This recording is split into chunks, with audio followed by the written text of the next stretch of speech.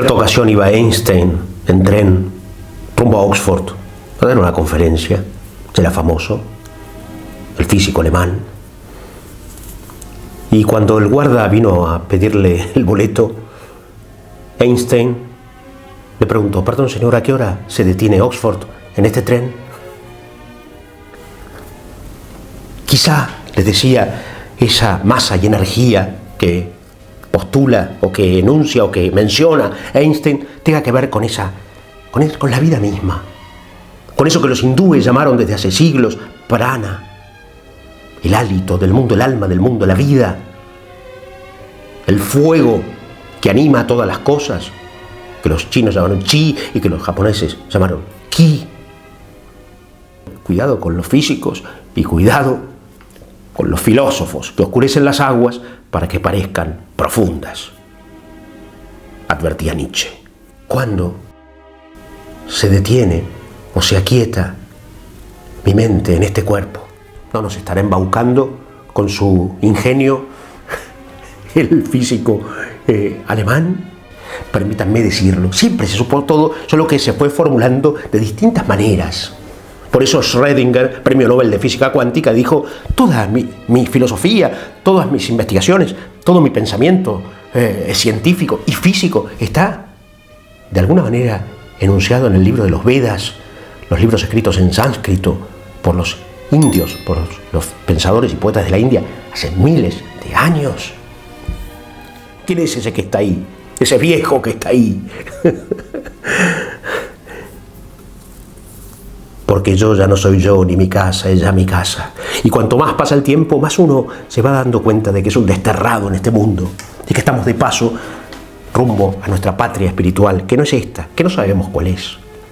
Y no sabemos a dónde vamos, ni de dónde venimos, advierte Rubén Darío, o se lamenta, gime Rubén Darío, con algunas copas de más, por cierto. Romper los esquemas para desarticular los pensamientos rígidos, para dinamitar las categorías mentales que no dejan ir más allá. Tiempo-espacio es lo mismo, él lo unifica, estas categorías. No es el único que lo había hecho, pero él lo hace formalmente y de una manera muy inteligente. Tiempo-espacio y masa y energía y luz, los componentes más importantes relacionados con su pensamiento. ¿A qué hora? En la hora séptima, en el momento, dirían los griegos, del kairos, el momento pleno, atemporal, ya no el cronos, que es el tiempo sucesivo, el del reloj. No sé dónde dejé mi reloj, que siempre lo tengo. Porque si no encontramos el método, el recurso, estamos perdidos.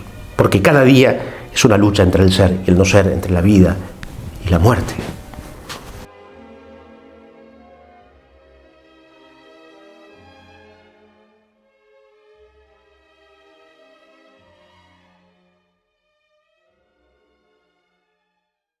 En cierta ocasión iba Einstein en tren rumbo a Oxford a dar una conferencia. Era famoso, el físico alemán. Y cuando el guarda vino a pedirle el boleto, Einstein le preguntó: perdón señor, ¿a qué hora se detiene Oxford en este tren? En vez de preguntarle: perdón señor, ¿a qué hora se detiene este tren en Oxford?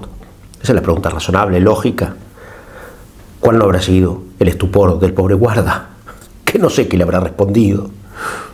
Pero sí sabemos que de esa manera doméstica, anecdótica, simpática, ocasional, Einstein de alguna manera cifró algo de la teoría de la relatividad que lo hizo famoso. No por la que le dieron el Nobel, se lo dieron por otra cosa. Teoría que si la tuviésemos que cifrar, no que cifrar, que enunciar, como es famosa, deberíamos decir que la energía es masa multiplicada por la velocidad de la luz al cuadrado. ¿Ustedes la entendieron? Yo tampoco. Bueno, pero si queremos cifrar el pensamiento de Aristóteles en relación a la materia y la forma, la potencia y el acto, tampoco es fácil. Fíjense, la materia es potencia que se actualiza informándose. Pero si uno va al pensamiento desglosado, entonces sí puede llegar a aproximarse a entender esas fórmulas que son una gran síntesis, una supersíntesis, llenas de belleza y de confusión para los legos como nosotros. También es cierto que Einstein se inspiró muchísimo en Aristóteles y en Bergson, y que hay conceptos como los de masa y energía que son muy semejantes a los conceptos de acto y potencia aristotélicos. No es nuestro tema. Nosotros somos poetas, como les decía, inadaptados, trasnochados, lectores insaciables, voraces, y la física no es nuestro terreno, ni tan siquiera la metafísica, ni tan siquiera nada demasiado específico, porque hay que saber volar y no atarse a nada en forma total y absoluta. Salvo a Dios, salvo a los que amamos, salvo al ser, salvo a todo. Hay una sola cosa necesaria, dice Chesterton: todo. Lo demás es vanidad de vanidades. Incluso la física, incluso la metafísica, incluso los libros. ¿Por qué dijo esto Einstein? Bueno, por lo de la teoría de la relatividad. Ahora, ¿es verdad que Oxford se detiene o puede detenerse en el tren y no el tren en Oxford? Claramente no. No nos estará embaucando con su ingenio el físico alemán. ¿Acaso durante 1400 años Ptolomeo no hizo creer al mundo que el Sol giraba alrededor de la Tierra y no al revés? Hasta que el monje polaco Copérnico dijo: no señores, esto está mal. Los griegos antiguos tenían razón y los egipcios. Cuidado con los físicos y cuidado con los filósofos que oscurecen las aguas para que parezcan profundas, advertía Nietzsche. Entonces, claro, si alguien nos dice esto, bueno, ya tengo el secreto de cómo el universo funciona. La energía es masa multiplicada por la velocidad de la luz al cuadrado, y encima es premio Nobel. Chapó, y acepto aunque no entienda nada. Bueno, no nos importa tanto, como les decía, qué tan cierta es esta teoría, así como la del Big Bang, que recién ahora empiezan a decir: bueno, es una teoría, cuidado, no hagamos de esto algo dogmático. Pero sí, se ha vuelto dogmática la ciencia. Culpaban a la religión de dogmática, la ciencia se ha vuelto más dogmática. Y ahora estamos con la idolatría de la neurociencia. Ahora todo es el cerebro, el cerebro, el cerebro. Y hablamos de las personas y de su cerebro como si el cerebro fuese un ordenador que maneja la máquina del cuerpo y nosotros fuésemos nada, títeres de ese órgano.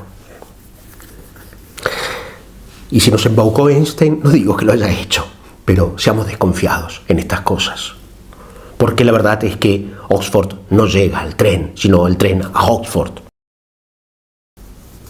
Pero lo que me interesa compartir, lo que me gustaría compartir con ustedes, queridos amigos inadaptados, trasnochados del Club Dante, de la Sociedad de los Poetas Ebrios, es qué derivaciones podemos nosotros inferir de esta anécdota tan simpática que tiene por protagonista a Einstein. Tal vez no quiso embaucar a nadie, o tal vez fue una broma de niño genio. No lo sé. A los genios y a los niños, sobre todo a los genios, a los poetas, les place dar vuelta a las cosas para romper los esquemas, para desarticular los pensamientos rígidos, para dinamitar las categorías mentales que no dejan ir más allá. Cuando cierta vez alguien en una fiesta le fue a decir a Oscar Wilde, que ya lo conocía: ¿cómo le va, Mr. Wilde? Tanto tiempo. Y Oscar Wilde le dijo: discúlpeme que no lo conozca o no lo reconozca, es que he cambiado mucho en los últimos años. Es decir, no es que no lo reconozco porque usted cambió, sino que no lo reconozco porque yo cambié. Y en un relato en el que Narciso, escrito por Wilde, se inclina sobre el lago y dice: ¿quién es el más bello de los seres?, en el relato de Oscar Wilde, en vez de decir tú, el lago, como en el cuento tradicional, el lago se miró en los grandes ojos azules de Narciso y dijo: el más bello soy yo. Bueno, y alguien dijo también: ya que no hemos logrado entendernos los unos a los otros, probemos a entendernos los otros a los unos. Entonces, los poetas intentan, los filósofos, los pensadores, los creadores, los eternos niños, los inadaptados, los trasnochados, Sí, ver las cosas desde otro lugar. Es tan bueno subirse al techo de la propia casa y cambiar la perspectiva. Eso aconsejaba Chesterton en su libro Man Alive, Hombre Vida. Inocencio Smith, se los recomiendo. Por supuesto, ese libro hay que leerlo. Hombre Vida, de Chesterton. Cambiar la perspectiva. Y una forma de cambiar la perspectiva es dando vuelta a las cosas. Entonces, no preguntar al guarda a qué hora se detiene este tren en Oxford, sino a qué hora se detiene Oxford en este tren.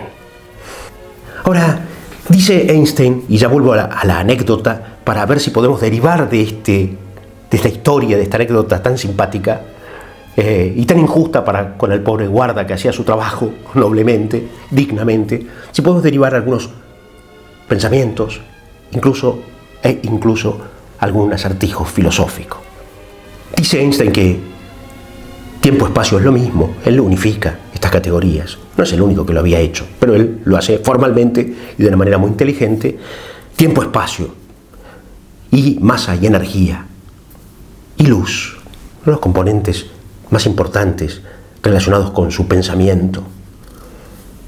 ¿Y no hay alguna relación entre estos pensamientos o estos conceptos y nuestro ser? Llevémoslo a nuestra vida. Tiempo-espacio, ¿con qué lo relacionamos si pensamos en nosotros? Quizá con nuestra constitución psicofísica. Y si hablamos de masa y energía y pensamos en la vida misma, claro, masa y energía, la masa es una especie de energía en reposo, tiene mucho que ver con la potencia aristotélica, masa y energía, con ese hálito, con ese azogue que atraviesa todas las cosas, decía Sófocles, con el ímpetu vital, el elan vital que dice Bergson. Einstein se inspiró mucho en Bergson. Permítanme decirlo, siempre se supo todo, solo que se fue formulando de distintas maneras. Por eso Schrödinger, premio Nobel de Física Cuántica, dijo: toda mi filosofía, todas mis investigaciones, todo mi pensamiento científico y físico está, de alguna manera, enunciado en el libro de los Vedas, los libros escritos en sánscrito por los indios, por los pensadores y poetas de la India, hace miles de años. Schrödinger, premio Nobel de Física Cuántica. Todo se supo siempre. Y no creamos que Einstein dijo algo muy distinto de lo que Aristóteles dijo en su metafísica. Quizá, les decía, esa masa y energía que postula o que enuncia o que menciona Einstein tenga que ver con la vida misma, con eso que los hindúes llamaron desde hace siglos prana, el hálito del mundo, el alma del mundo, la vida, el fuego que anima a todas las cosas, que los chinos llamaron chi y que los japoneses llamaron ki. La vida, el ser, no sé si el ser, la vida, quedémonos ahí. ¿A qué hora se detiene Oxford en este tren? Y a mí esa pregunta me resulta interesante, simpática, disruptiva, creadora, juguetona, lúdica, pero me hace pensar a mí en otra cosa. ¿Cuándo se detiene o se aquieta mi mente en este cuerpo? Y la anécdota de Einstein me hace preguntarme, dar vuelta a la pregunta y preguntarme cuándo mi cuerpo se detiene en mi mente. ¿O acaso mi mente, o la mente, o tu mente, nuestra mente? Porque también hay una gran mente de la que participamos, sin duda. Todo es mente, decía Anaxágoras, el filósofo griego. Mi mente es capaz de detenerse en mi cuerpo a través de ¿qué? De algún recurso como la respiración. Respirar invisible, poema, decía Rilke, el poeta. Pero si puedo detenerme respirando, silenciándome, concentrándome y hacer que mi cuerpo a su vez haya reposo, ¿por qué no poder decir lo contrario, como hace Einstein en este cuento de su viaje a Oxford? ¿Por qué no puedo decir cuándo mi cuerpo se detiene en la mente? Porque el cuerpo también, que está impregnado de esa energía, de esa masa, de ese prana, de ese ki, de ese chi, de ese elan vital, de esa alma del mundo, no puede, respirando, sosegándose, hacer reposar la mente, aquietar la mente, detenerse en la mente. Les pregunto, y el acertijo primero es, ¿cómo hacen ustedes para aquietar esa mente? Porque sin aquietamiento no hay paz posible, no hay contento, no hay alegría, no hay serenidad, no hay amor, no hay encuentro, no hay conciencia. ¿A qué hora? En la hora séptima, en el momento, dirían los griegos, del kairos, el momento pleno, atemporal, ya no el cronos, que es el tiempo sucesivo, el del reloj, no sé dónde dejo mi reloj, que siempre lo tengo. No, cronos, que devora a sus hijos en el mito, no por nada. Acuérdense, sino el cuadro de Goya, ¿no? Cronos devorando a sus hijos. No, sino el kairos con K, el momento atemporal, momento en el que ya el tiempo no corre, sino que brota, diría el filósofo francés Gaston Bachelard. Recomiendo El derecho de soñar, y la poética del espacio, y la poética del fuego. ¿En qué momento logramos nosotros, logran ustedes, queridos amigos, que se detenga el cuerpo en la mente y la mente en el cuerpo? Se aquiete, se sosiegue, le dé el espíritu a la casa alcance, diría San Juan de la Cruz, y le di a la casa alcance. ¿En qué momento? Porque si no encontramos el método, el recurso, estamos perdidos, porque cada día es una lucha entre el ser y el no ser, entre la vida y la muerte. ¿En qué momento? Y a veces es sosegando el cuerpo que aquietamos la mente, y a veces es aquietando la mente que reposamos el cuerpo. A veces el tren llega a Oxford y a veces Oxford llega al tren. ¿Cómo nosotros, como vos, como yo, logramos detenernos? Retornar la mente perdida al ser, dicen los filósofos zen. Retornar la mente perdida al ser, porque estamos en una alienación constante, porque la acción misma del vivir es, de alguna manera, una sana alienación. Uno no puede estar en forma permanente concentrado, pero la vida es pulsación, sueño, vigilia, llanto, risa, amor, apatía, vértigo, acción, pero tiene que estar la detención, y sin la detención nos domina la ansiedad, ansietas en latín, que es angustia. Y por eso sí, está de moda la meditación, ¿no?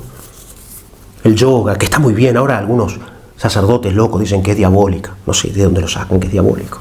No se trata de que sea diabólico, no, es absurdo. Falta la plegaria, ¿no? La otra rueda del carro, del sosegamiento. Está bien respirar, meditar, pero hay que rezar, por eso es un acto de humildad. Ahí uno es criatura. Pero cada cual tendrá su método. Para algunos puede ser el de Penélope, tejer.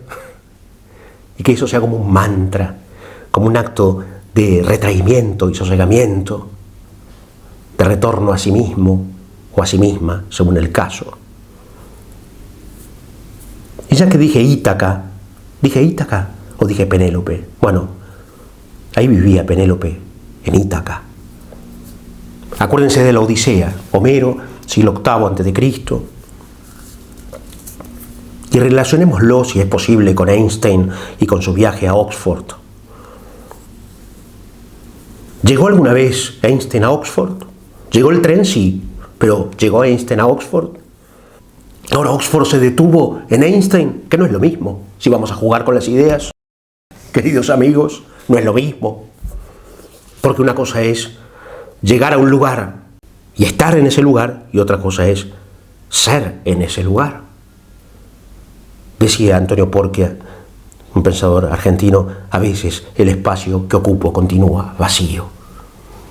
Y nosotros los españoles tenemos, los españoles quiero decir, los de habla hispana, los castellanos, tenemos la importante diferencia entre el ser y el estar, que no lo tienen los alemanes y muchas otras naciones.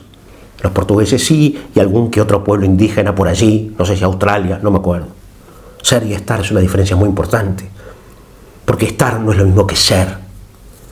Yo puedo estar en un lugar y no ser en ese lugar, es decir, no estar realmente en ese lugar presente.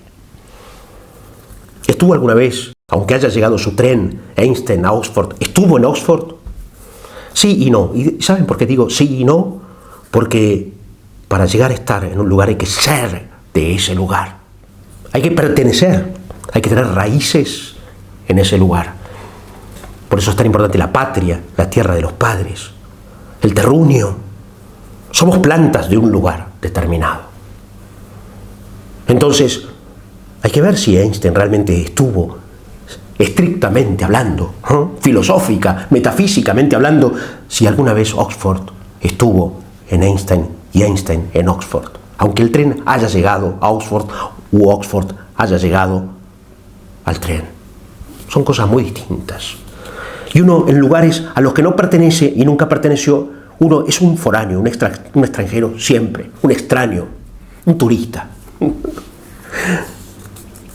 En cambio, por eso decía lo de Penélope y lo de Ítaca, en cambio Odiseo, cuando está yendo hacia Ítaca, después de 10 años, por la guerra de Troya, ¿recuerdan? Homero. Cuando está yendo a Ítaca, sí está yendo a Ítaca. E Ítaca está yendo hacia Odiseo, porque Ítaca está en el corazón de Odiseo, y Odiseo en el corazón de Ítaca, de la que es rey, tierra de la que es rey. En cambio, cuando Einstein está yendo a Oxford, qué poco tiene que ver Einstein con Oxford y Oxford con Einstein. Aunque siga los caminos, nunca llegaré a Córdoba. ¿Recuerdan esos versos? Entonces, el acertijo, otro acertijo filosófico, ¿estuvo en verdad Einstein en Oxford? Sabemos que Odiseo, al llegar a Ítaca, que lo reconoce solo su perro, ¿recuerdan? Porque viene disfrazado para descubrir quiénes son los pretendientes de su mujer, de Penélope, Argos. Su perro lo reconoce y muere, lo esperaba. También murió así el perro de Lord Byron, ¿no? Dicen que lanzó un gemido en Inglaterra el momento en que Lord Byron muere en la batalla de Missolonghi, luchando por la independencia de Grecia, románticamente. Odiseo iba a Ítaca, y ya de alguna manera Ítaca estaba en Odiseo. Ya había llegado antes de que hubiese partido hacia Ítaca, porque él pertenecía a esa tierra. Y esto me lleva a pensar en referencias literarias, filosóficas, como aquellas que encontramos en el Cantar de los Cantares, Antiguo Testamento, en la que la Sulamita dice: busco al que me busca, busca a su amado Dios, busco al que me busca. Y San Agustín hace decir a Dios: no me buscarías si ya de alguna manera no me hubieses encontrado. Quiero decir que son los secretos del amor, los misterios del amor. Busco al que me busca. Entonces voy a Ítaca, porque Ítaca viene hacia mí, porque yo pertenezco a esa tierra y esa tierra pertenece a mí, porque yo ahí nací, me forjé, sufrí, amé y quizá muera. En cambio, yendo Einstein a Oxford, por más que el tren se detenga en Oxford o Oxford se detenga en el tren, según la teoría de la relatividad formulada por este genio, lo cierto es que Oxford nunca estuvo demasiado quizá en Einstein, y quizá nunca Einstein estuvo verdaderamente en Oxford. Perdónenme todas estas divagaciones, pero que son importantes, porque cuando uno deja su tierra es como una planta que lleva a rastras sus raíces. No por nada el peor castigo para los griegos era el destierro, no la cárcel, no la muerte, ser desterrados. Eurípides, ¿se acuerdan? Eurípides, el tercer gran trágico griego, ¿no? Dramaturgo, que muere en el destierro, es desterrado. Y la historia dice que él lo partió un rayo, claro, porque estar desterrado es como ser partido por un rayo. Quizá ese sea el sentido de la historia de la muerte de Eurípides, el primer novelista de la humanidad según Goethe. Sí, en un lugar ajeno a nosotros, salvo que sea naturaleza.